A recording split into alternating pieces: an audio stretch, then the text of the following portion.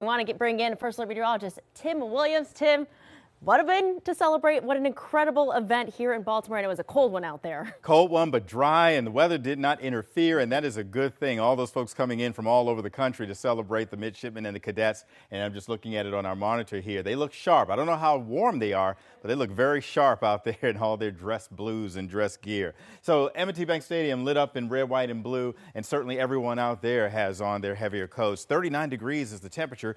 Feels like 39 as well. Wind's not a factor right now, but will be as we get into tomorrow. We are under a winter weather advisory across most of the state except for a period of a portion of space between Washington and Allegheny counties. This is from midnight until 10 a.m. All of us expected to see about 1 to 3 inches of snow. So what we're watching here, again, a chilly and quiet evening tonight. Then late tonight, that rain moves in here while the temperatures are still above freezing, and then it transitions into snow overnight. And then early Sunday morning, that snow will be tapering off, but the bitter cold will be just moving in. Satellite radar composite shows very dry around most of the state, and even places where you're starting to see some of that green, some of the rain moving in the higher elevations, it's not making it to the ground. Out far western Maryland, you do see some snow starting to show up on the radar out in far western Garrett County. Rain snow is the mix that we're going to see late tonight as we get into this evening. 1 to 3 inches is what we're expecting area-wide, with some areas getting maybe a kind of a bullseye of areas up around Cecil and Harford counties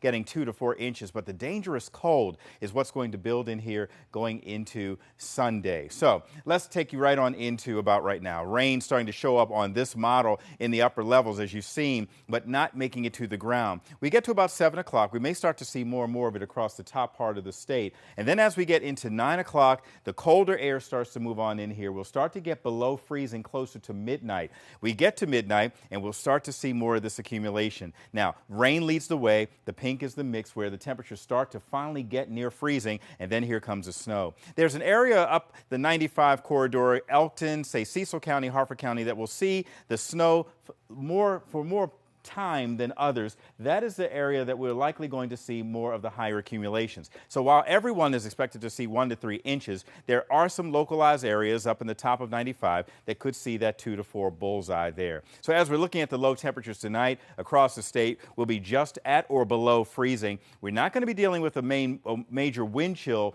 tonight. It's tomorrow that we will, because those temperatures tomorrow only going up into the low 30s, and with the wind chill, it's going to feel like the low teens and single digits. Your impact for your travel around tomorrow, maybe if you're going to church or farmers markets, if they're still open this time of year, high impact from 5 to 6 o'clock, moderate impact after about 7 when the sun comes up. So again, just give folks time to get out there and take care of those roads. The winds and the wind chills are going to be a factor. Those gusts are going to be up to around 25 miles per hour, and those temperatures are going to feel more like the teens. So the way it looks, if you're going to be out Cincinnati, if you're taking that trip up there, the Ravens will be kicking off tomorrow, 1 o'clock, with 9 degrees, feeling like -2. And we'll keep you posted on our 7-day forecast. Just look ahead to a warm-up heading into the middle of the week. Amy?